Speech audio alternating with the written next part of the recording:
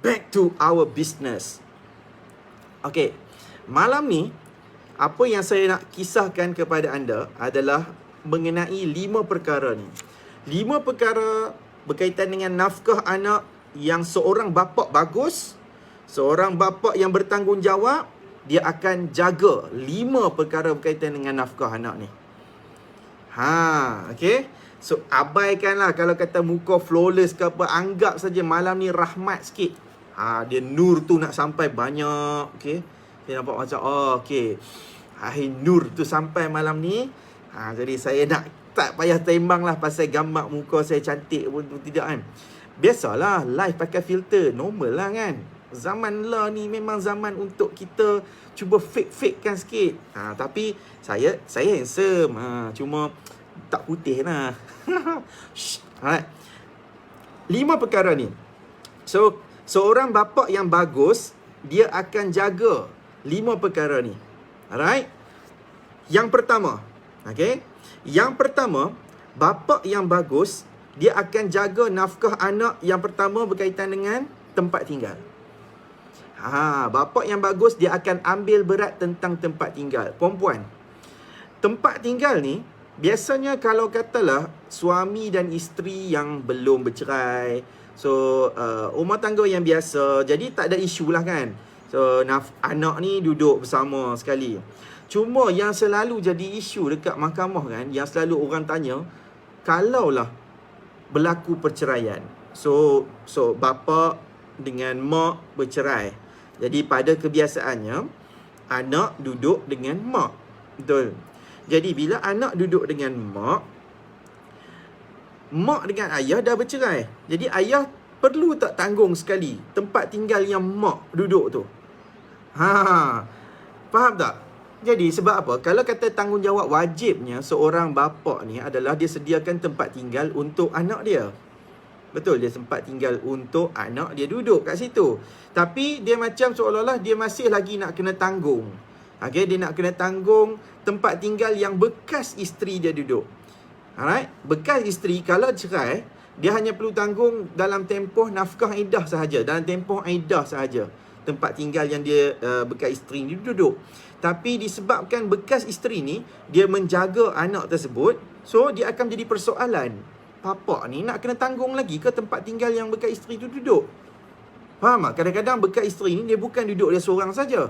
Kadang-kadang nanti ni dia akan bawa main adik-beradik, ataupun mungkin lah kan bekas isteri ni dia berkahwin. Okay, dia berkahwin dengan suami baru, suami lain. Tak pindah tempat lain, duduk kat situ juga. So, macam mana status dia?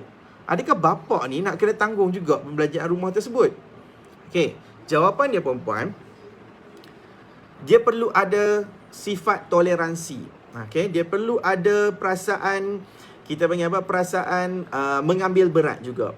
Kalaulah kita nak sediakan tempat tinggal tersebut berasingan, bolehkah anak tu membesar seorang-seorang dekat rumah asing tersebut? Pastinya tidak kan, sebab nama pun budak.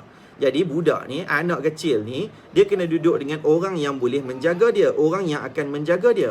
Jadi kalaulah kata seorang ibu ni, dia nak kena jaga anak tersebut dekat sebuah rumah yang dia selamat dan sebagainya, so mungkin dia tak perlu tanggung semua. At least, alright, at least lah kan, paling teruk pun sekurang-kurangnya hulurkanlah duit berkaitan dengan bil, berkaitan dengan at least bayar sikit. Ialah tempat tinggal kan. Nafkah tempat tinggal adalah nafkah yang wajib. Nafkah ni asasnya dia bukan wang ringgit. Ramai orang dia salah faham. Dia ingatkan nafkah ni mesti wang ringgit. Right? Dalam Islam, nafkah dia bukan asasnya wang ringgit. Tapi tanpa wang ringgit, benda ni tak ada. So nafkah tempat tinggal adalah salah satu kewajipan. Wajib. Dia bukannya sunat muakkad, dia bukannya harus, tapi dia wajib. Bapa kalau dia tak tanggung nafkah anak, okay, dia dikira dosa besar. Dosa besar main-main. Jadi kalau kata dia kena bapa ni kena tanggung nafkah seorang anak, dia akan terpaksa menanggung juga nafkah tempat tinggal. Jadi kalaulah seorang bapa yang dah bercerai dengan mak dia tu, so anak duduk dengan mak, bapa ni kena ada juga sifat empati dia untuk nak menanggung sikit sebanyak tempat tinggal tersebut. Faham? So katakanlah mak ni dah berkahwin lain, jadi dah ada tanggungan lain, duduk dekat rumah tersebut lagi dengan anak-anak yang dengan bekas suami ni. Okey, dengan si bapa tersebut. So jadi dia perlu tanggung lagi ke? Aku nak kena tanggung lagi ke? Dah duduk pun dengan bekas dengan suami baru ni. Jadi jawapan dia mungkin tak perlu tanggung semua. At least kena lebihkan ada perasaan, sebab anak kita pun guna juga elektrik. Betul. Anak kita pun kena mandi juga, guna air juga. Yang tu semua adalah tanggungjawab kepada seorang bapa. Nak sediakan, nak kena bagi kesenangan, nak bagi keselesaan dekat rumah yang orang dah tolong bantu tersebut. Macam bekas isteri ni, dia duduk seorang-seorang itu, dia mungkin dia tanggung sewa rumah contoh dia, seorang-seorang dan sebagainya. So seorang bapa ni kenalah ambil peranan, kena bagi juga sikit sebab anak duduk kat situ. Ataupun lah kan, kalau kata tak sewa pun kadang-kadang benda ni selalu sangat berlaku, iaitu seorang perempuan, seorang wanita yang bercerai, dia balik duduk dekat kampung, balik duduk dekat rumah parents lah. So bila duduk kat rumah parents, anak pun ikut duduk sekali. So laki yang dah bercerai ni, dia tak pernah pun nak ambil peduli. Dia tak ambil peduli pun tentang tempat tinggal ni, elektrik ke macam mana, dia tak ambil peduli. Sedangkan dekat rumah bekas mertua, bekas mertua ni, anak-anak dia ni guna elektrik macam-macam, sampai bil elektrik naik. Dulu mungkin Tok Wan dengan Tok ni duduk tak ada lah apa-apa sangat kan. Mereka ni boleh tengok TV macam tu je. Sekali bila anak cucu anak dah kena cerai, anak balik mai duduk, cucu-cucu ni pun ramai duduk jaga sekali. Elektrik naik mendadak. Si bapa tak ambil peduli pun. Dia tahu dia bagi nafkah makan minum sahaja. Ingat, okey, nak jadi bapa yang bagus, jangan abaikan tentang nafkah tempat tinggal. Nafkah tempat tinggal, mungkin kita tak perlu nak sediakan rumah berasingan kalau kata dah berlaku perceraian. Okey? Yang penting, kena ada empati. Kena ada rasa macam sifat tanggungjawab sikit. Dah anak kita ni menumpang kat rumah orang, kita kenalah ada rasa macam tanggungjawab bagi lebih sikit kat situ. Okey. Ni nafkah untuk makan minum, ni untuk tempat tinggal. Kalau kata anak-anak ni guna elektrik pas sikit, awak boleh gunalah duit ni untuk nak bayar juga bil elektrik. Ni tak pernah huluk langsung. Seriously, ramai sangat macam ni. So kalau bapa yang bagus, dia akan ambil berat tentang tempat tinggal ni. Tak perlu kata nak bayar sewa rumah asing, tak perlu pun. At least lah kan bagi duit sikit untuk utility. Jadilah. Ni dah adab menumpang, adab ni dalam Islam benda yang berat diajar. Daripada kecil ni pun, kalau kita katakanlah ada anak kecil kan, perkara pertama yang kita kena ajak, satu kita kena ajak bab adab. Okey, anak kecil kita mungkinlah kena bagi tahu sikit tentang iman kan, dia kena tahu ada Allah, dia kena sayangkan Rasul. Tapi yang paling penting ni dia kena ajarkan tentang akhlak ataupun adab. Daripada kecil kita tekankan bab adab. Kita tak ajak asal-asal kecil-kecil, ajak bab ibadah kita. Kecil macam anak saya ni, umur 4 tahun. Kalau dia tak mau solat pun, bukan dia boleh paksa dia. Sebab dia tak boleh solat lagi. Puasa tu ibadah. Tapi bab adab memang kita kena cuba didik daripada awal. Sebab bab adab ni lah yang akan menentukan kita siapa masa dewasa kelak. Faham? That's why kalau kita tahu tentang adab kita, adab sebagai seorang bapa, dia kena tahu bapa ni tanggungjawab dia pada anak. Kalau anak kita ni duduk kat mana-mana, kita kena ambil peranan. Bapa yang bagus dia akan ambil peranan untuk nak jaga tentang okey, tempat tinggal ni macam mana, berapa, okey, anak ni tumpang kat rumah awak, okey. Mungkin kita dah tak ada apa-apa dengan bekas isteri, tapi kita kena ingat sebagai bapa kandung, okey, bapa kandung dia takkan terlepas daripada menanggung nafkah tempat tinggal tu. Sebab saya kena tekankan benda ni yang pertama kerana benda ni ramai sangat bapa-bapa miss. Saya nak memperingati saja, saya bukan nak kecam. Kita nak ajar untuk menjadi yang terbaik. Okey, jangan tak ambil peduli langsung, kena ambil peduli sebab anak kita ni manusia. Kalau dia guna elektrik rumah orang, bayangkan pula kalau orang main guna elektrik kat rumah kita banyak-banyak. Sakit hati tak?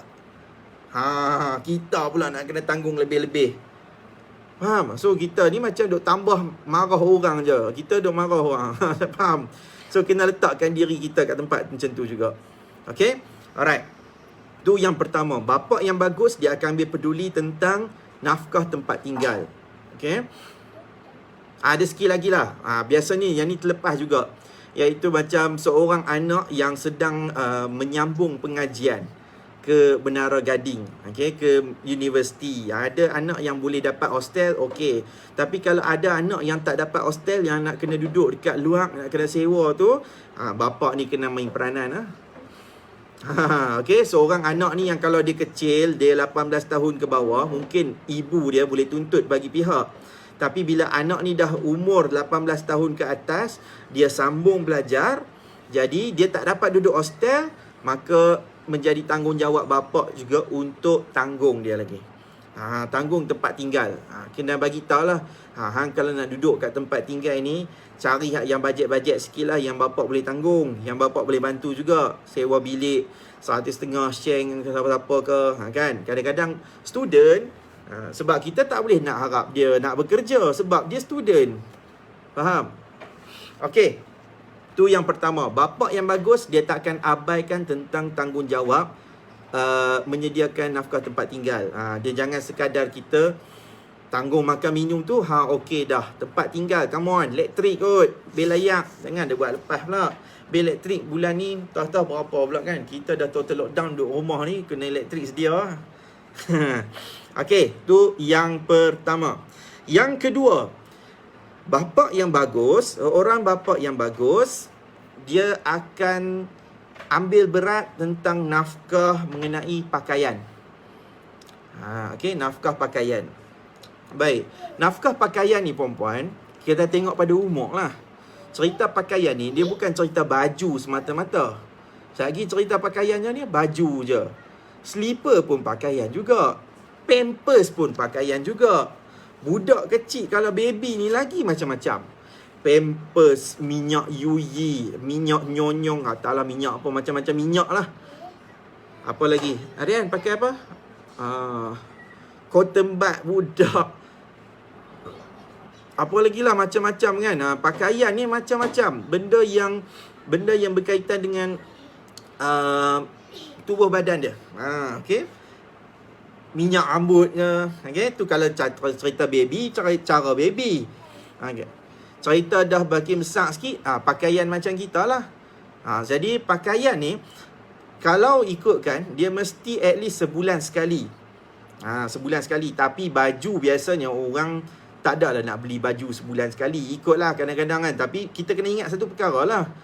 Baju budak umur sebulan tak samalah dengan baju budak umur 6 bulan. Sebab makin membesar. Bila makin besar, takkanlah nak suruh pakai baju hak yang umur sebulan lagi.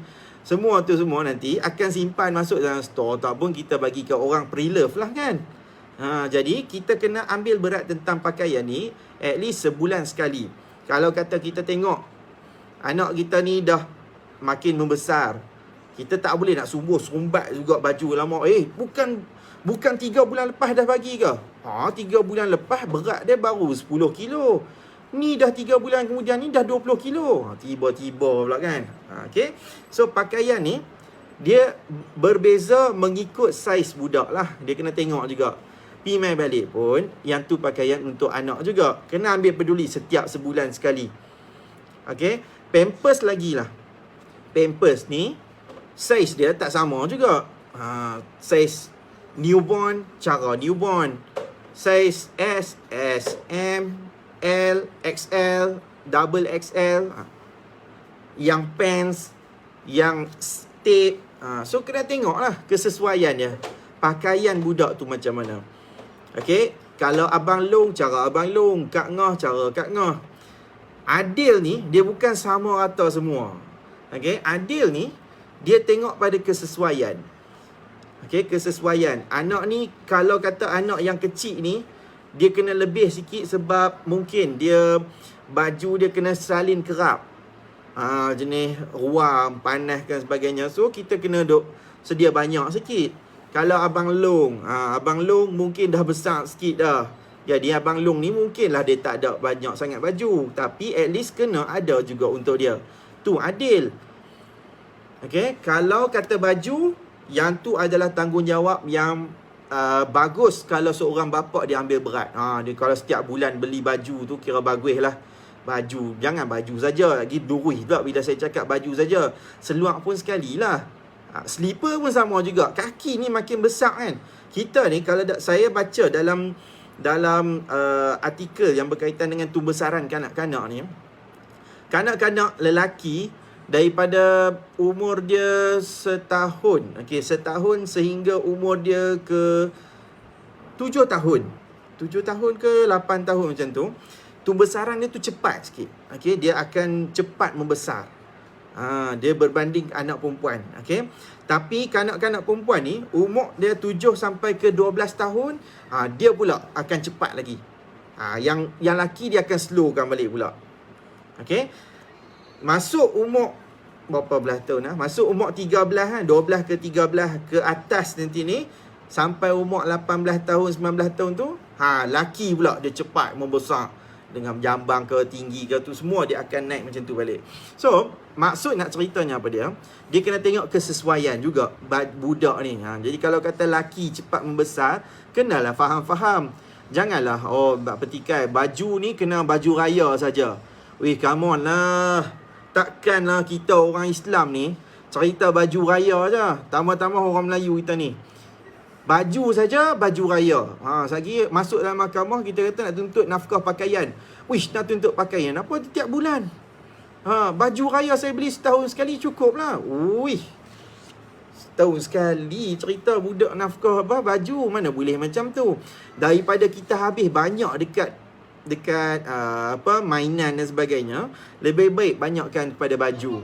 Kalau baju ni at least kalau kata kita tak boleh pakai pun, kalau kita buat pre-love okey lagi. Tapi kalau mainan, beli kat budak, biasanya mainan ni mesti hancur ke hilang dan sebagainya. Nak pre-love pun orang tak nak dah. Faham? So kalau seorang bapa yang bagus, dia akan ambil berat tentang pakaian anak dia.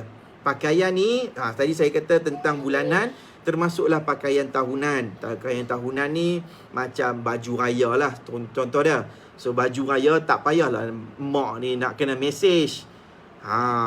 Macam hari tu bulan puasa, seminggu sebelum tak beli-beli lagi ni, ayah bagi tahu sampai nak kena peringat. Ni nafkah tahun ni baju raya tak beli lagi ni untuk Saiful ni. Contohlah Saiful. Contoh. Untuk Saiful tak beli lagi ni. Bila nak bagi duit? Ya ke? Awak tanggunglah. Dah duduk dengan awak kan raya tahun ni kan?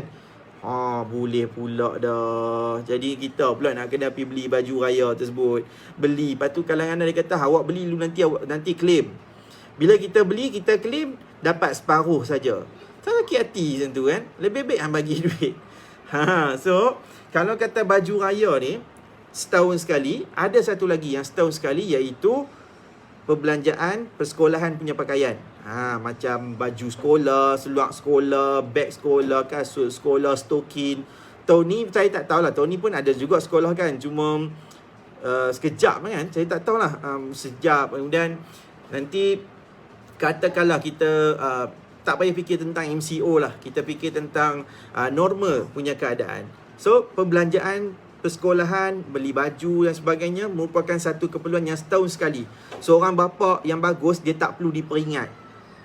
Asal dia tahu dah sekolah nak buka lagi 2 minggu, 3 minggu macam tu, so dia dah beli siap-siap. Bapa yang bagus kalau kita bercerai, anak duduk dengan mak pun, dia tak pernah ambil macam nak kedekut sangatlah bab baju sekolah, bab peralatan sekolah. Dia dah tahu dah, dia dah prepare.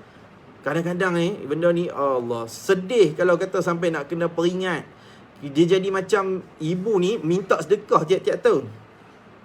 Minta sedekah, beli baju raya, nak kena minta apa panggil apa tu?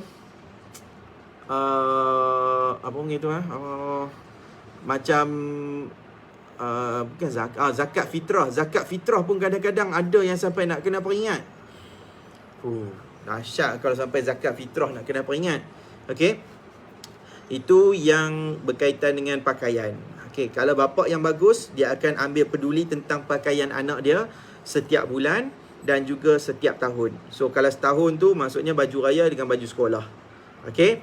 Itu yang kedua. Okey, yang ketiga. Ini yang paling common lah, yang paling penting sekali.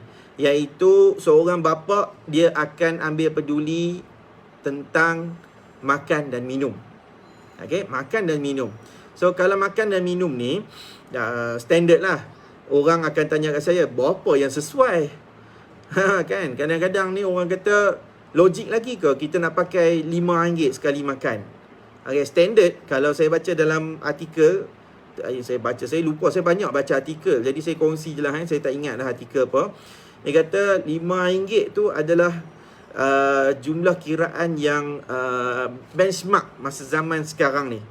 So RM5, kalau standard manusia, dia akan makan 3 kali dalam satu hari. Dia akan makan pagi, tengah hari dengan petang merangkap malam lah. Kita ambil. Ada orang mungkin banyak, tapi dia kata mungkin 3 pun dah cukup. So 5 kali 3 lah, bersamaan dengan RM15 satu hari. RM15 kali dengan 30 bersamaan dengan RM450 satu hari. Jadi RM450 untuk seorang budak makan dan minum. Ada orang dia kata, tak logik tuan, RM450 makan minum. Saya tanggung makan minum anak saya ni, kadang-kadang seorang dia saja cecah sampai 700-800. Saya pun boleh kata, memang betul juga pun kadang-kadang. Kadang-kadang benda tu logik. Sebab perempuan, kita ni kena tahu satu perkara. Saya kena peringatkan kepada anda juga. Kita hidup dalam dunia yang ada inflasi. Okay? Yang ada inflasi. Inflasi tu benda apa? Inflasi, tahu tak inflasi? Inflasi tu maksud dia, zaman dulu punya barang tak sama dengan zaman sekarang punya harga barang. Betul ya? Tu inflasi. Contoh dia, kalau dulu harga kalau dulu harga secawan kopi, contohlah kita ambil secawan kopi lah. Kopi kat kedai kopi dulu mungkin boleh dapat 3 kupang, 5 kupang. Okey, cerita tu kupang-kupang. Tapi kalau sekarang ni, kalau kata kopi O, alright, anda boleh bagi tahu tak berapa harga? Saya tak lama dah tak minum kopi O kat kedai. Saya pasti dia mesti atas daripada RM1. Tapi saya peminat teh O ais. Kalau dulu teh O ais saya pernah dapat 5 kupang, 6 kupang. Kemudian dia naik sikit, saya ingat sekali time tu dia 7 kupang. Sekarang ni teh O ais harga dia RM1.7. Ada yang dah tak tahulah, ada mungkin tempat yang sampai RM2. Betul tak? Itulah nama dia inflasi. Okey? Nama dia inflasi, itulah nama dia. So makan dan minum kita ni, kalau kata kira RM5 tu, mungkin ada wajar, tapi ada juga kata saya boleh kata tak wajar pun saya boleh bersetuju juga. Sebab apa kita ambil kiraan RM5? Kalau kata anda tahu tentang bisnes, orang panggil apa? Bisnes catering. Kalau kata bisnes catering, kalau dulu mungkin dia akan kira nak panggil kenduri berapa orang? Nak panggil kenduri 1,000 orang. 1,000 orang. Satu kepala makan berapa ringgit? RM5. 5 kali 1,000, RM5,000. Dulu kan RM5 kan. Tapi kalau kata sekarang ni ada yang catering dah ambil RM7. 7 kali 1,000 tu ada RM7,000. Macam tu lah dia punya kiraan bisnes catering. Macam tu lah prinsip kegunaan untuk kiraan makan minum. Kalau kita nak cerita makan minum ke anak-anak ni, anak dia cerita dia mungkin tak sama dengan RM5. Ada anak ni jenis nak makan KFC, McDonald, Secret Recipe, Food Panda pun dia main hantar ke rumah tu. Kalau harga makan tu pun mungkin murah, tapi kalau Food Panda main hantar pun dia jadi mahal juga kan. Jadi cerita makan minum ni, dia tak ada satu ketetapan yang betul. Berapa kiraan sebenarnya? Setiap budak dia mungkin berbeza. Tapi point dalam cerita saya ni, makan minum, kalau seorang bapa ni dia faham, dia aware tentang macam mana perilaku, sifat makan anak dia ni, dia akan ambil peduli, dia akan dikira sebagai bapa yang bertanggungjawab. Bapa yang bagus. Bapa yang bagus, dia akan ambil peduli tentang makan minum anak dia. Okay, so Makan minum ni juga, janganlah kita fikirkan setiap anak ni makan dan minum semata-mata. Kalau anak ni kecil, dia punya makan dan minum dia adalah susu. Susu pun merupakan satu benda yang kita tak boleh pukul rata. Saya kan, selepas ada anak baru saya belajar benda ni. Saya belajar tentang susu. Dulu masa kita bujang, saya tak pernah ambil peduli pun tentang susu-susu ni. Kita tahu minum susu, budak suka minum susu. Yalah kan, saya lelaki tak ambil peduli kan benda ni. Kemudian bila kita dah kahwin, masa kahwin belum ada anak, mungkin kita tak fikir lagi tentang susu. Tapi saya bawa kes kat mahkamah, mungkin saya dah tahu dah sikit-sikit. Cuma bila kita ada anak ni baru kita tahu macam mana nak beli susu anak ni. Sampai kita dah expert lah tentang susu. Okay, so dia ada beberapa jenis susu berkaitan dengan kalau anak yang biasa dia akan pakai minum susu lembu, susu formula lembu kan. Ni anak yang okey lah. Kalau anak yang boleh minum susu lembu ni biasanya dia tak ada masalah, kronikal. So dia akan pelan-pelan dia akan mungkin kurangkan minum ke arah susu formula yang bancuh. Dia akan minum susu macam Farm Fresh. Macam Aryan sendiri pun, macam anak saya Aryan ni, dia minum susu pun dulu dia minum kerap juga. Tapi bila dia dah umur 4 tahun ni, dia dah tak minum susu yang bancuh tu dah. So saya dah tak perlu nak beli susu tepung tu. So kita share sama lah. Saya pun minum Farm Fresh. Macam dia pun kongsilah minum Farm Fresh. Dia okey. Kan Aryan? Dia angguk. Very good. Okay. So, tapi ada anak yang dia tak boleh nak minum susu kambing. Dia tak boleh minum susu lembu. Dia kena minum susu kambing. Susu kambing harga dia mahal lah lagi. Ada anak dia tak boleh minum susu lembu, tak boleh minum susu kambing. Dia kena minum susu formula soya. Kata susu formula soya. Contoh dia anak-anak yang ada penyakit enzima. Kerana penyakit enzima ni pun satu penyakit yang berbahaya juga untuk anak tu. So dia kena minum susu yang khas untuk dia. Jadi kalaulah bapa ni tak sedar benda ni, kadang-kadang bapa ni dia suka kata, "Wih, hang beli susu apa mahal sangat ni, tiba-tiba nak tuntut sampai satu tin susu ni harga sampai 150." Dia kena tahu sebab anak ni tak semua sama. Kalau bapa ni dia tak tahu tentang susu perempuan, maksudnya anda sendiri pun boleh fikirkan. Tapi kalau bapa yang bagus, dia akan ambil peduli. Dia akan ambil tahu. Saya pun makin ngengek. Alright. Bapa yang bagus, dia akan tahu tentang susu. Dia tak cerita pasal susu pekat saja. Selagi bapa yang bagus ni asyik-asyik susu pekat sebab nak suruh bancuh teh. Bancuh teh pakai susu pekat. Kalau lagi dia duk fikir sebut susu je, otak dia fikir lain dah. Susu cak gantung lah. Lagi dia fikir macam-macam kat situ. Tapi kalau betul-betul bapa yang bagus, bab anak, dia akan belajar tentang susu tu, jenis-jenis dia dan kesesuaian untuk anak dia. Yang tu penting. Okay? Dia tak boleh terlampau berkira. Kadang-kadang perempuan, saya cerita ni direct perempuan, saya cerita pengalaman. Kadang-kadang kan, ada setengah dekat mahkamah syariah, kalau kata saya buat tuntutan nafkah anak bagi pihak ibu ni nak buat tuntutan, kita masukkan, kita masukkan risip pembelian susu dan sebagainya. Ada bapa ni yang jenis marah bila saya kata kat dia, setuju tak kalau kata susu ni anak kita ni tak sesuai minum susu yang ni, jadi dia perlu minum susu formula kambing, contoh dia. Sebab dia tak boleh susu lembu. Mana boleh? Saya dulu, mak saya tak pernah pun nak cerita bagi susu lembu ke. Bagi susu badan je. Okey, contoh dia macam tu. Paling tak ada pun satgi buah susu lain je. Faham? So, saya kalau jenis berhadapan dengan laki yang bapa yang jenis macam ni, tunggulah. Dia memang nasib dia malang sikit lah kalau kata bab nafkah anak ni. Saya kalau bab nafkah anak dekat dalam mahkamah, kalau bapa yang nak bincang, saya okey bincang. Tapi biar relevan. Relevan dengan jumlah lah. Tapi kalau katalah bab berkira sampai dia tak tahu benda yang penting, siap. Sebab saya akan cek dia punya kehendak dia. Hang isap okok lah. Kalau hang isap okok, memang kena tiaw. Isap rokok ke, isap vape ke, perhabis duit dekat DVD ke, perhabis duit dekat Netflix ke, ataupun perhabis duit ke apa lagi, dekat sport rim ke, dia siap. Saya akan basuh kau-kaunya. Sebab saya cukup pantang kalau kata bapak nak berkira bab makan minum anak ni, tapi dia lebih dekat bab yang dia suka. Termasuklah kalau kata duk habis duit dekat barang-barang sukan.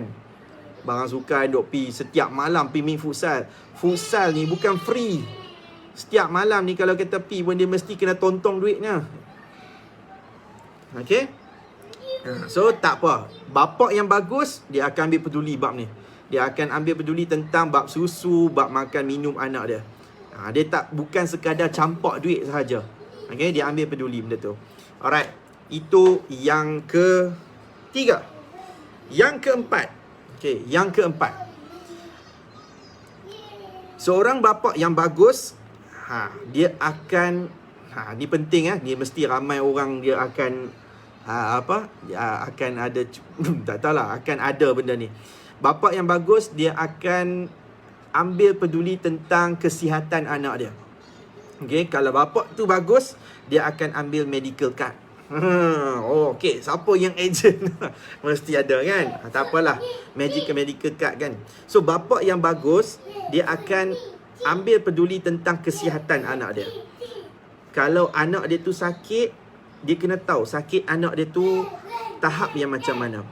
Okay, sebab bab sakit ni perempuan, kadang-kadang ada setengah bapa, bila mak ni kena bawa anak pergi ke klinik, okay, mak tunjukkan bil, anak macam ni. Takkanlah sampai macam ni.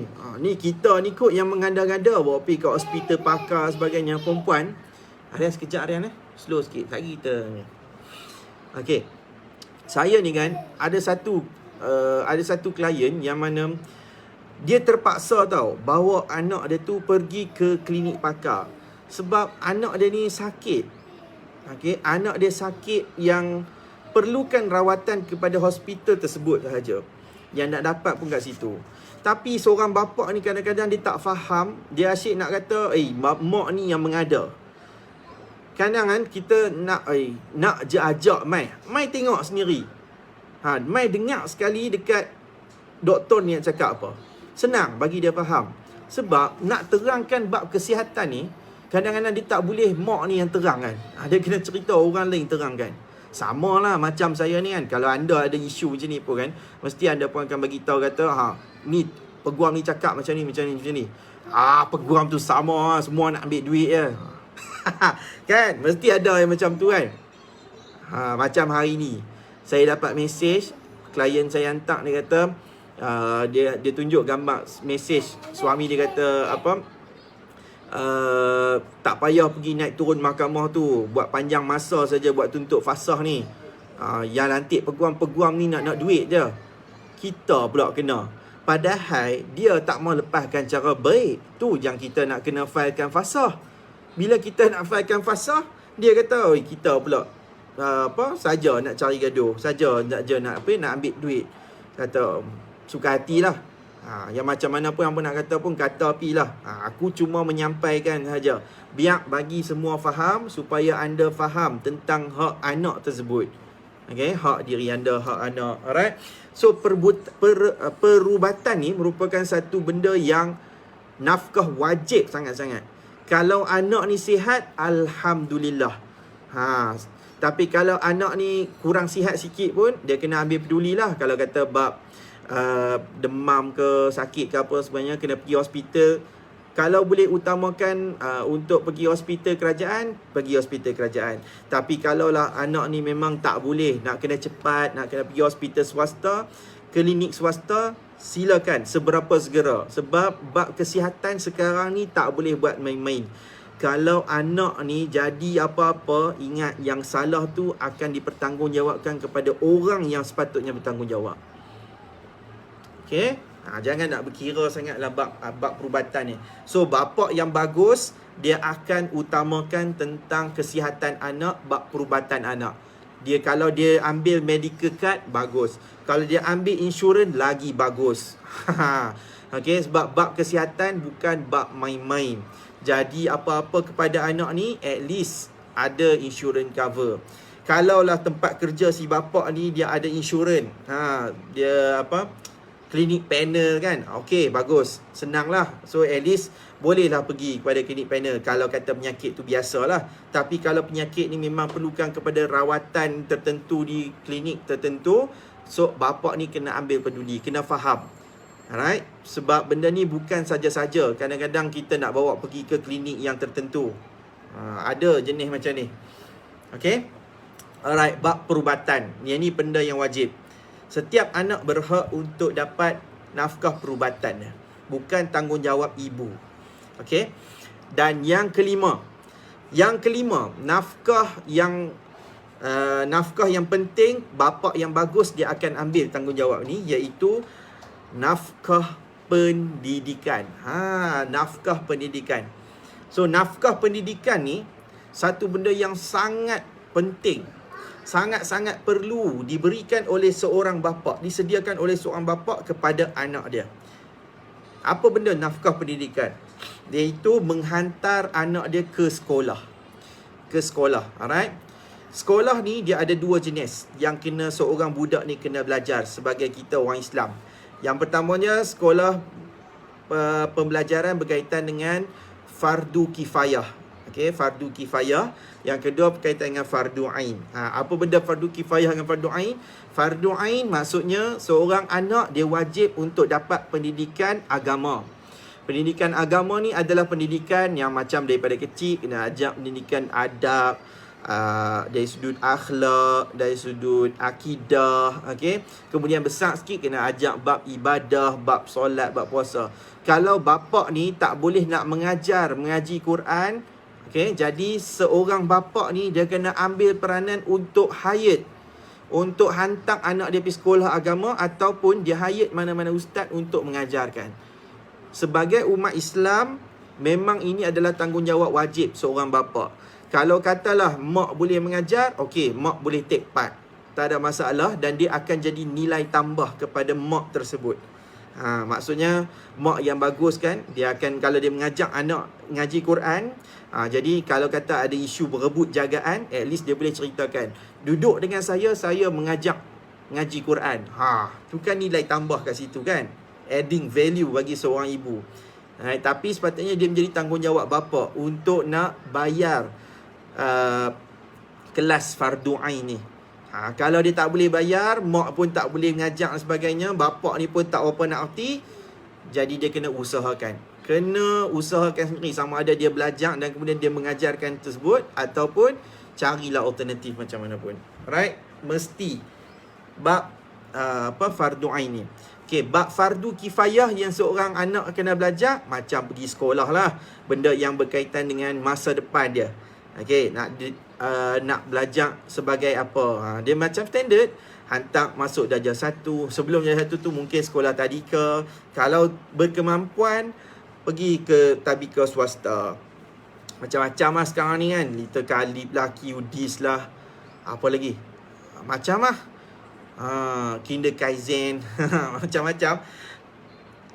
Kemudian kalau kata dah masuk sekolah rendah, sekolah darjah 1 sampai darjah 6, kemudian pergi sekolah menengah, semua tu kena disediakan oleh seorang bapa. Bapa yang bagus, dia tak perlu nak, kita tak perlu nak arahkan, kita tak perlu nak minta-minta, ni dah nak masuk sekolah dah ni, awak kena tolong daftarkan. Kalau bapa yang bagus, dia dah tolong daftarkan dah benda tu. Tapi kalau dia tak ambil peduli, jalah, biar pilah, tak payah pergi sekolah pun. Macam tu. Bapa yang tak bagus lah kalau macam tu. Sebab bab pendidikan dia tak boleh abaikan. Kalau orang dulu, orang kata apa, hang tak pergi sekolah tu kira hang nempah maut lah. Balik itu lagi memang kena lah kan. Ponteng dan sebagainya. Jadi kenapa? Sebab bab pendidikan ni adalah bab yang penting demi masa depan anak-anak tersebut. Anak-anak ni dia hak dia untuk belajar. Dia bukan hak untuk dia bekerja. Dia tak boleh bekerja. Sebab tu kalau kata budak nak apply kerja kilang tak lepas, dia kena habis sekolah dulu kan. Okey. Itu adalah 5 nafkah penting seorang bapa yang bagus akan sediakan kepada seorang anak kandung dia. Okey, nafkah anak kandung lah saya kena cerita. Sebab kalau anak tu anak tak sah taraf, jadi anak tak sah taraf tak boleh lah. Anak tak sah taraf, tanggungjawab dia 100% kepada ibu. Maksudnya kalau kata anak ni dia lahir kurang daripada 6 bulan Qamariah selepas anda berkahwin, jadi dia kategori sebagai anak tak sah taraf, maka dia bukan tanggungjawab kepada bapa untuk tanggung tersebut. Kesiangan. That's why penting kalau kata bab nikah kahwin ni. Alright. Satu lagi lah, nafkah anak angkat. Anak angkat pun lebih kurang macam anak kandung jugalah. Syarat dia mesti anak angkat tu dalam tempoh perkahwinan lah diambil. Okay. Alright. Saya rehat sekejap. Anda boleh letakkan soalan. Sekejap lagi saya akan tengok soalan. Aryan, Daddy nak ayak Aryan.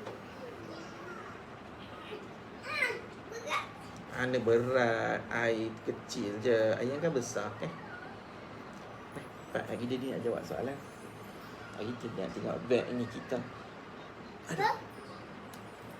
Okey. Ni kitab.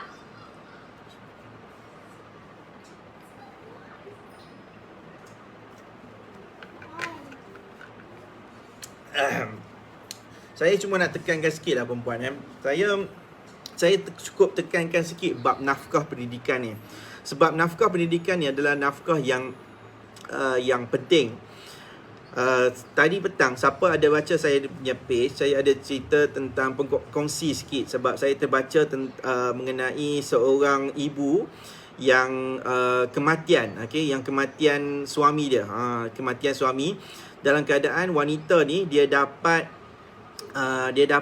duit takaful, duit takaful daripada SSPN.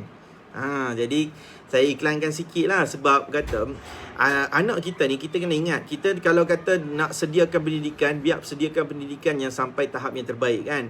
Jadi pendidikan yang terbaik ni biasanya kita faham mesti sampai ke peringkat universiti. Ada anak kita yang mungkin dia tak capai tak boleh nak dapat beasiswa, tajaan. Jadi kita pun dalam keadaan tak mampu nak tanggung. So dia kena buat pinjaman PTPTN. Faham? Jadi kalau kata nak buat pinjaman PTPTN tu, mesti kena buat akaun SSPN. Jadi siapa anak-anak yang sekarang ni mungkin sekolah rendah dah kan, ataupun dah sekolah menengah ke, ataupun mungkin kecil lagi nak buka pun boleh. SSPN ni lebih kurang macam skim simpanan lah, skim simpanan duit untuk masa depan anak tersebut juga.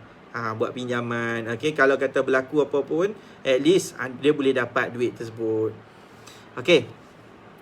So kalau siapa yang berminat nak buka akaun SSPN tu, anda boleh tengok dekat saya punya page nanti ni. Ada artikel yang tadi petang saya letakkan. Okay, ni iklan sikit. Alright. So saya nak ambil soalan.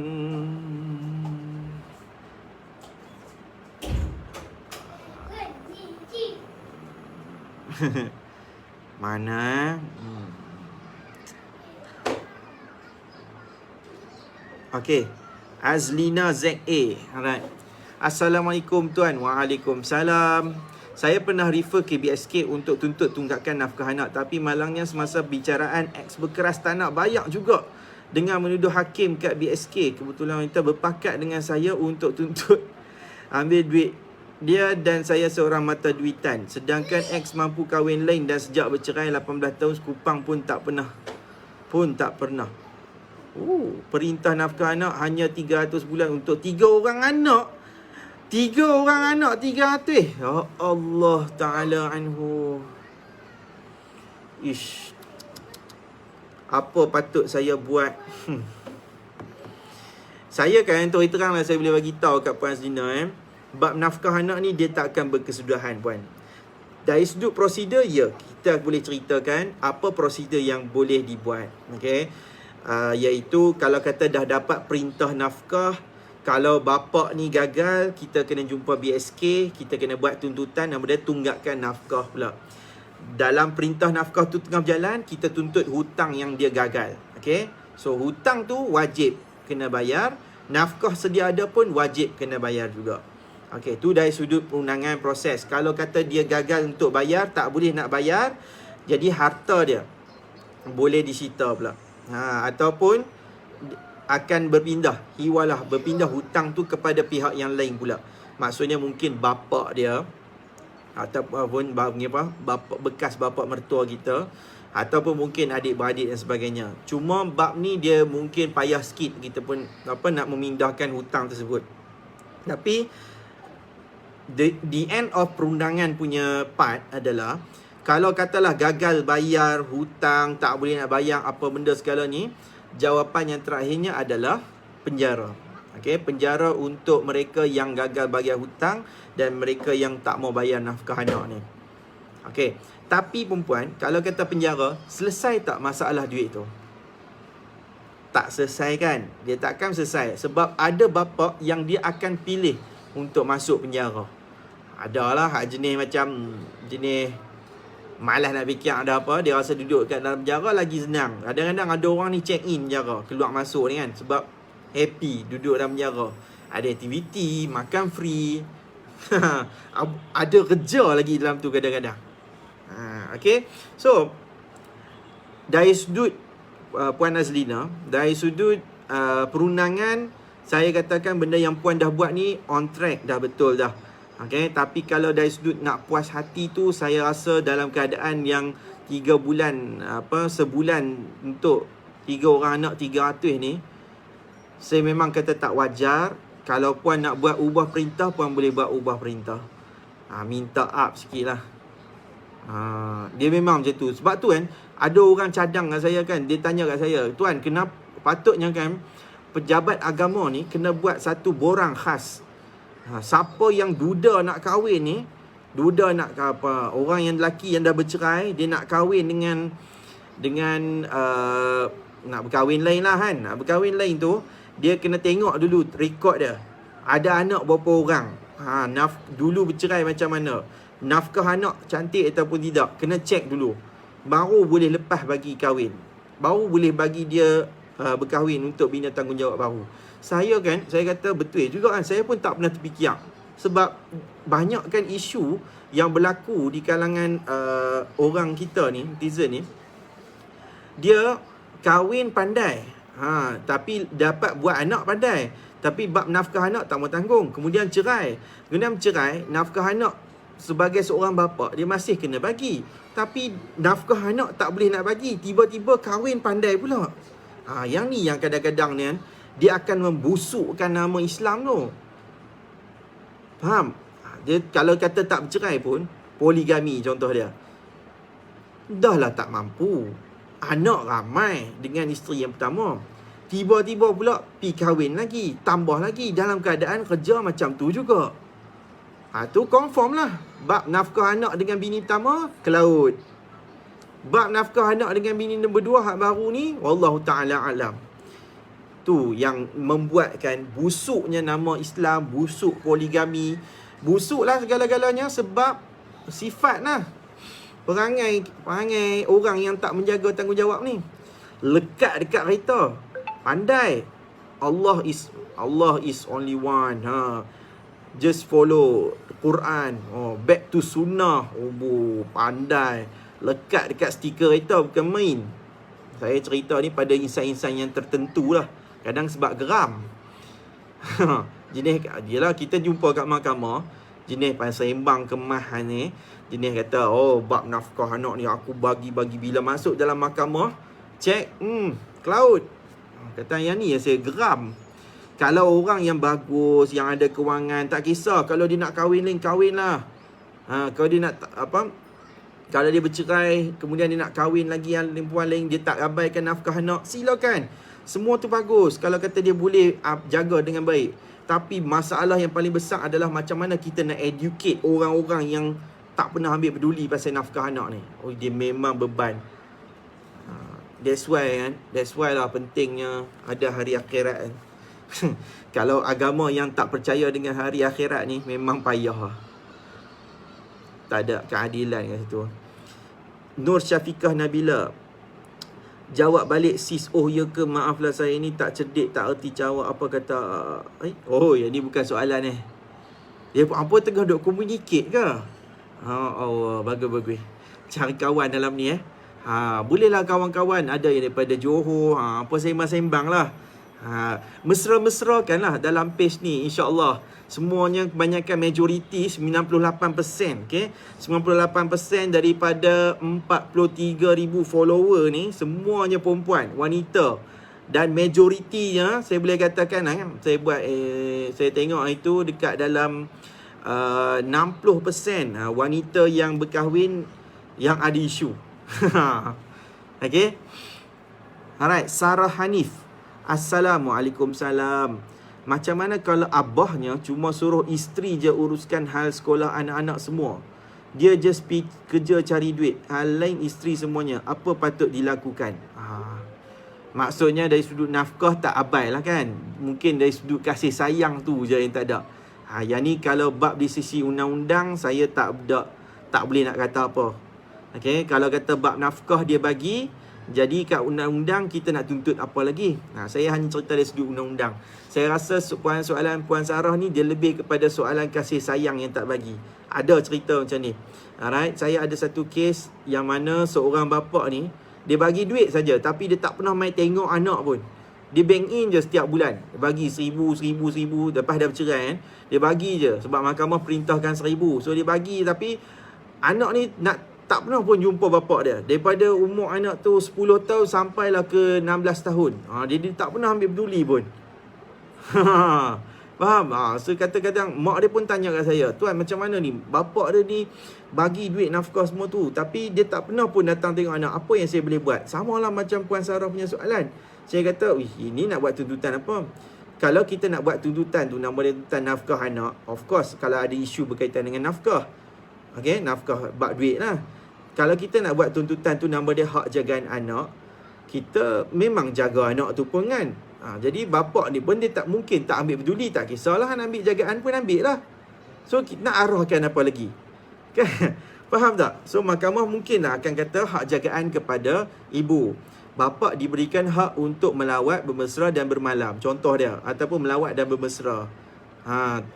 Tapi dia bukan macam satu kewajipan. Bapa tak tunaikan hak melawat ni, kena penjara. Tak. Tak ada macam tu. Okay. So cerita dekat di sisi undang-undang ni, benda yang mahkamah boleh arahkan. Okay. Kalau kata bab-bab lain semua isteri yang uruskan, tapi bab duit dia boleh bagi, ni cerita bab pelaksanaan kasih sayang tu lah. Okey. Siti Zainab. Anda semua suka cerita pasal nafkah ni. InsyaAllah saya akan lebih banyak perincikan bab nafkah lepas ni. Okey. Yang penting siapa yang tengok ni jangan lupa tekan follow, tekan like. Tekan like Facebook page ni, Fahmi Ramli. Okey. Setiap malam kita akan sentiasa live. Dan kalau boleh, kenapa kena tekan follow, kena tekan like ni? Sebab kalau saya posting, saya tulis buat penulisan ke, saya buat live video dan sebagainya, at least anda tak terlepas. Okay? Dan lagi bagus, siapa yang join grup Telegram saya, okay? Grup Telegram Fahmi Ramli Official, saya lebih meraihkan sangat. Dia macam saat kita kat situ satu grup. Okay? Satu grup yang khas nak dapat info daripada saya dengan lebih tepat. Grup Telegram, siapa tak pernah ada Telegram tu rugi sangat dalam handset dia tu tak ada Telegram. Okay, download apps nama dia Telegram. Okay, download lah Allah Telegram. Apps free je, apps tu pun tempat untuk kita dapatkan info lah kat situ. Alright, Siti Zainab. Waalaikumsalam. Macam mana nak buat kalau si bapa tak memberikan nafkah seperti yang telah di-endorse di mahkamah? Okey. Contohnya perintah perlu bayar RM 1,300. Tapi si bapa hanya bayar 1,000 je. Dia dah setahun dia bayar tak cukup. Dia bagi alasan tak mampu. Apa perlu saya buat? Okey, Puan Siti Zainab. Jawapannya adalah puan kena catat. Okey, catatkan dan kemudian print out bank statement berkaitan dengan duit-duit yang dia masuk dan berapa yang kurang supaya tally. Kalau kata kena masuk 1,300 tapi dia bagi 1,000, maksudnya okey, bulan 6, contoh dia bulan 6 kurang 300. Alright. Tengok bulan seterusnya, bulan 7 berapa pula? Bulan 7 dia bagi kata 500 saja. So 1,300 patutnya dia bagi 500, so kurang 800. So hutang 800, campur semua tu. Jadi bila kita dah dapat jumlah hutang ataupun jumlah tunggakan, okey, yang kurang tersebut, puan kena pergi berjumpa dengan bahagian sokongan keluarga ataupun BSK untuk buat nama dia tuntutan hutang. Tunggakan, bukan hutang. Tunggakan nafkah. Okey, puan kena naik sekali lagi mahkamah untuk tuntut hutang. Tuntut tunggakan. Nafkah sedia ada, dia akan tetap terus berjalan. Hutang ni tuntutan yang lain. Puan kena naik sekali lagi mahkamah rendah syariah yang puan dapat tersebut. Okey? Boleh Puan Zainab Dia sama macam soalan yang puan tadi tu. Cerita tentang tunggakan. So kalau kata cerita tentang tunggakan ni, kena naik sekali lagi. Nak tuntut hutang. Okey, kalau nafkah bapa gagal bayar, kurang bayar, so dikira sebagai tunggakan. Tunggakan puan kena naik sekali lagi. Kalau kata tak mau lantik BSK, nak buat sendiri pun boleh, tapi make sure kena tahu prosedur. Prosedur dia tak sama macam prosedur tuntutan mula-mula tuntutan nafkah tu. Dia ada prosedur yang lain sikit. Dan saya nak cerita bab prosedur saat gini, saya pun belajar bab prosedur panjang juga. Masa zaman universiti belajar berapa sem, masa praktis dia belajar baru kita faham. Okey. So panjang sikit bab prosedur ni. Saya boleh ceritalah bab prosedur. Yang penting kalau kata tak boleh lantik BSK, malas nak BSK, so kita nak lantik peguam, buat benda ni pun boleh juga. Alright, untuk nama dia tunggakan nafkah tu. Alright. Syah di sana sini. Kemana ke sini? Encik Fahmi, saya minta untuk hak jaga anak dalam setahun 2 kan? Dia cakap nak hantar ke tahfiz. Saya tanya dia kenapa tiba-tiba nak hantar tahfiz. Dia jawab sebab dia cakap kita sedang berperang. Okey, kita sedang berperang. Sedangkan saya tahu dia nak ambil anak saya untuk jadikan teman untuk anak biologi dia yang baru setahun lebih. Macam mana tu Encik Fahmi? Okey. Terpulang kat Puan Syah. Okey. Kalau kata yang ni ada isu berkenaan dengan hak jagaan anak, maksudnya perebutan lah. Dia tetap nak ambil juga, puan tetap nak mempertahankan, tak mau bagi, kena naik mahkamah untuk tuntutan hak jagaan anak. Okey, tapi kalau Puan Syah tak mau nak bagi, tak mau nak naik mahkamah, so nak berkeras, silakan, tak ada siapa pun boleh halang. Kalau dia rasa macam dia nak tuntut juga, silakan ke mahkamah. Bagi tahulah kat suami, bekas suami tu, si bapa tu. Saya takkan bagi. Tapi kalau awak nak buat tuntutan hak jagaan anak dekat mahkamah, silakan. Saya tunggu saja saman daripada awak. Macam itulah. Dia macam kerek sikit lah. Sebab kita kena tahu, bab jagaan anak ni adalah bab hak ibu. Okay? Hak eksklusif ibu. Melainkan ibu ni ada sebab yang boleh gagal. Okay? Jadi, kalau anda nak pertahankan hak jagaan anak tu, terpulang. Tak mau bagi pergi tahfiz ke, tak semestinya. Dia bukan satu kewajipan tau nak masuk kelas tahfiz ni. Yang penting tu ibu atau bapa memberikan pendidikan agama. Pendidikan agama ni bukan tahfiz mata-mata. Cuma dia alternatif. Kalau kita nak bagi hantar, boleh hantar terpulang. Tapi kalau kita tak mau bagi hantar tu, kita nak bagi pendidikan agama sendiri, pendidikan agama yang basic pun dah cukup madai. Pembelajaran fardu ain, belajar mengaji Quran, itu pun dah cukup madai dah.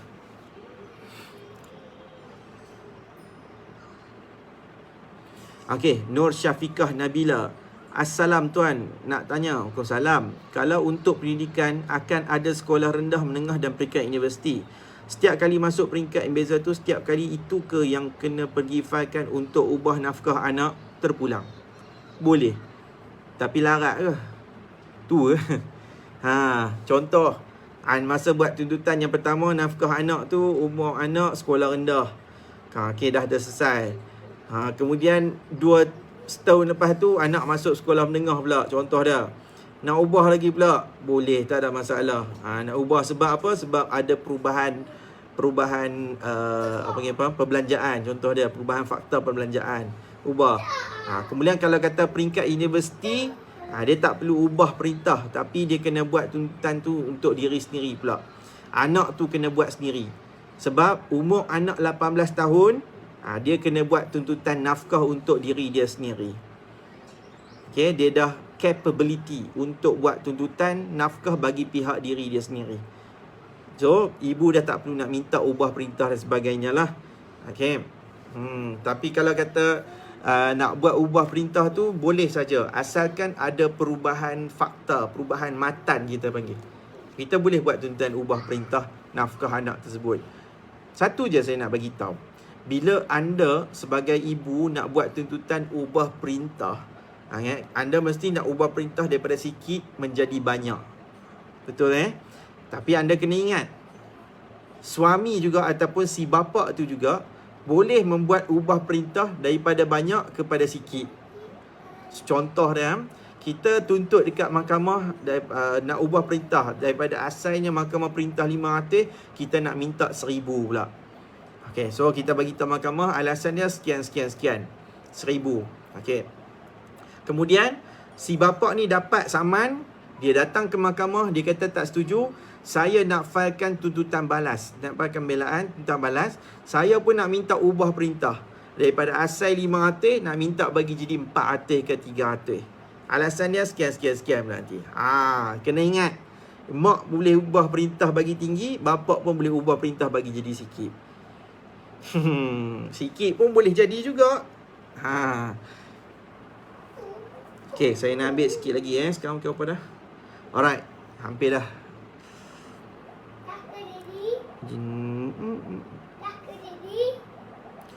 Tuan Fahmi, macam mana isteri diberi nafkah sebulan 350 sebab gaji suami cuma 1,500 sebulan je. Dengan 350 tu lah isteri belikan pakaian anak-anak dan belanja dapur.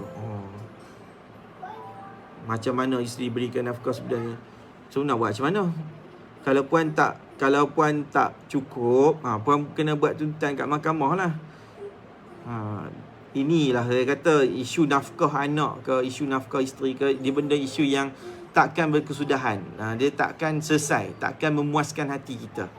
Okay, kita dari sudut undang-undang, kita hanya boleh mohon untuk diberikan satu perintah berkenaan dengan nafkah. Tapi pastinya dia tak akan memuaskan kita.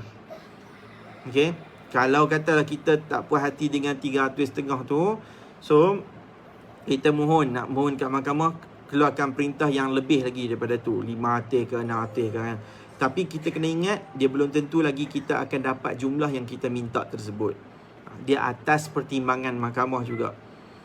Okay, alright. Saya nak ambil last ke ada lagi Lizawati kata Puan Lizawati Omar kata ada juga kes nafkah anak kandung diabaikan tak berlangsung, tapi nafkah anak angkat diberi setiap bulan sebab masih ada rasa sayang ke ex-wife. Pun jadi juga kan. Anak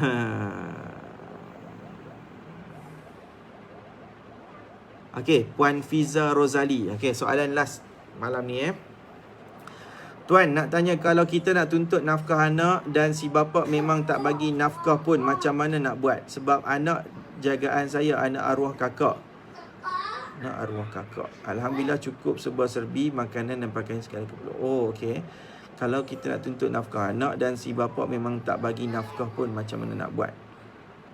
Okey lah. So, faham. Puan Fiza ni kira macam jaga anak menakan lah. Sebab ke arwah kakak meninggal kan. Jadi si bapa dia ni tak ambil peduli pun. Kita pula yang mak menakan ni nak kena jaga. So kalau kita nak buat tuntutan nak buat tuntutan nafkah anak, boleh puan. Puan boleh tuntut nafkah anak tersebut bagi pihak anak yang anak menakan puan tersebut, dan defendernya adalah kepada bapa dia. So macam mana nak buat? Ini soalan bagus juga soalan puan tanya ni. Saya pun terlupa nak bagi tahu. Okey, siapa yang belum pernah ada perintah nafkah anak daripada mahkamah syariah, anda kena buat tuntutan. Anda kena buat saman dan penyata tuntutan dan filekan di mahkamah rendah syariah. Untuk nafkah anak, bidang kuasanya dekat mahkamah rendah syariah. Anda duduk kat kawasan mana, kita kena buat kat kawasan tu. Contoh dia, Macam saya, contohnya saya dekat Sungai Petani. Jadi mahkamah rendah syariah saya adalah mahkamah rendah syariah Kuala Muda. Kuala Muda. Ada orang duduk kat Alor Stark. Jadi mahkamah rendah syariah dia Kota Stark. Ada orang dekat kalau duduk dekat Bayan Baru. Bayan Lepas, Bayan Baru, dia punya mahkamah rendah syariah dia Barat Daya. Macam tu. So setiap mahkamah rendah syariah ni ada bidang kuasa untuk tuntutan nafkah anak. Jadi kalau kita nak masuk ke mahkamah, nak filekan tuntutan nak filekan tuntutan nafkah anak, kita kena buat saman dan penyata tuntutan. Macam mana nak buat tu tuan? Yang ni lah nama dia prosedur. Sama ada anda buat sendiri ke ataupun lantik peguam kerajaan ke ataupun peguam swasta terpulang. Yang tu hak masing-masing. Kalau tanya saya, tuan, kalau saya nak buat file sendiri boleh tak tuan? Saya kata terpulang. Terpulang. Tapi kita kena ingat, bila kita masuk ke dalam mahkamah, kita kena tahu prosedur. Dia ada prosedur nama dia peringkat sebutan. Dia ada prosedur nama dia peringkat perbicaraan. Dia ada prosedur nama dia peringkat penghujahan. Dan dia kemudian baru ada keputusan. So peringkat-peringkat ni, kalau anda tahu, dipersilakan. Alright? Tapi sebab itulah pentingnya ada peguam untuk bantu benda ni. Ibaratnya seperti saya selalu cakap, kalau kita nak naik ke satu gunung, alright, kita boleh saja naik ke gunung tersebut kalau kita nak naik sendiri. Alright? Tapi mana lebih mudah? Antara kita naik sendiri ataupun ada orang yang guide kita. Yang orang ni expert bab naik gunung tersebut. Naik turun gunung ni banyak kali dah. Mana lebih mudah? Of course, bila ada orang bantu ataupun guide kita kan.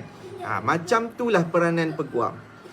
Okay, peranan peguam untuk bantu nak bagi kita sampai ke puncak tu, kita kena tolong bawakan perbicaraan tersebut. Sebab kalau tanpa peguam, kita panggil apa? Kalau tanpa guide, tanpa orang yang membantu, kemungkinan kita tak akan sampai ke puncak tu. Mungkin halangan kita tu kita tak tahu dan sebagainya.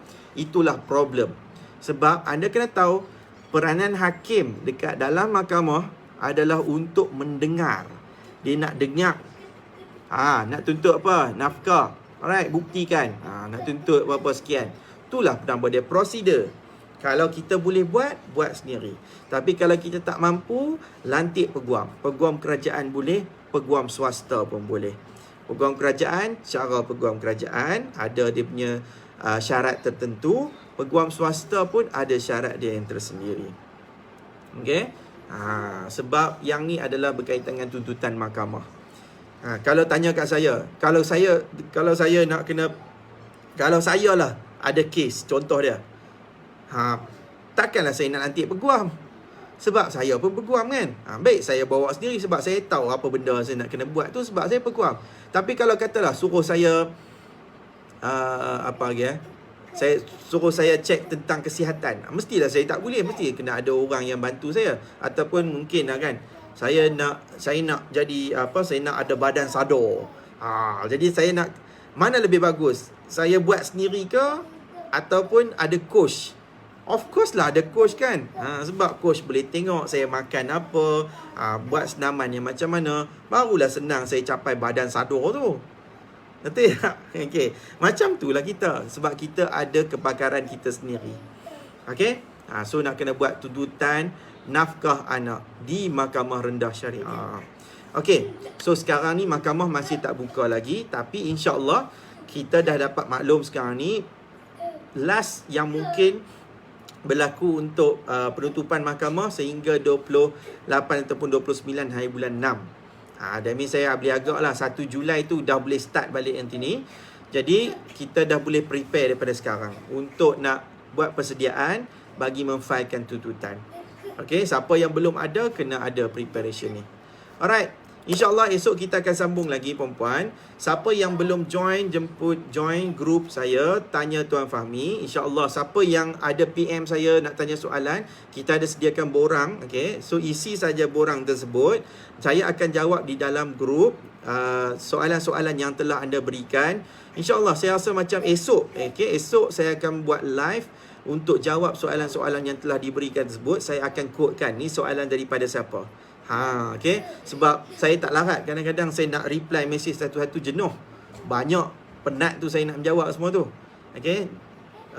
Sebab soalan tu semua saya terima daripada tim hantar, bos ni soalan, okey, saya nak kena jawab, nak kena bagi. So jadi penat saya nak kena reply macam tu. Saya dengan ada tugas yang lain lagi. Jadi apa yang saya buat, saya bagi tahu, okey, kita ubah dulu. Dalam MCO ni mungkin ramai orang nak bertanyakan, kita sediakan borang. Siapa yang nak consultation, nak dapatkan pandangan soalan dan sebagainya tu, ada boleh isi borang, butiran dan sebagainya. Nanti soalan tu akan dijawab di dalam grup, FB grup saya Tanya Tuan Fahmi. Dan insyaAllah saya akan post juga jawapan tu dekat dalam Telegram saya, Fahmi Ramli Official. Tapi kalaulah ada di kalangan kita ni yang mungkin terdesak, yang perlukan consultation dengan saya, so mungkin dia nak lantik dan sebagainya, dia ada borang khas yang lain. Okay, dia ada fee yang tertentu. Alright. Okay, itu saja malam ni daripada saya. Saya mohon ampun dan maaf anda ada salah dan silap. Kalau kata tajuk ni memberi manfaat kepada anda, boleh tak saya minta untuk tekan share dan sampaikan kepada kawan-kawan kita lain. Ajarkan mereka juga macam mana 5 prinsip bapa yang bagus dalam bab nafkah anak ni. Okay. Alright, itu saja daripada saya. Aqulu qauli hadza wa nastaghfirullahal azim li wa lakum. Assalamualaikum warahmatullahi taala wabarakatuh. Jumpa lagi, selamat malam. Bye bye.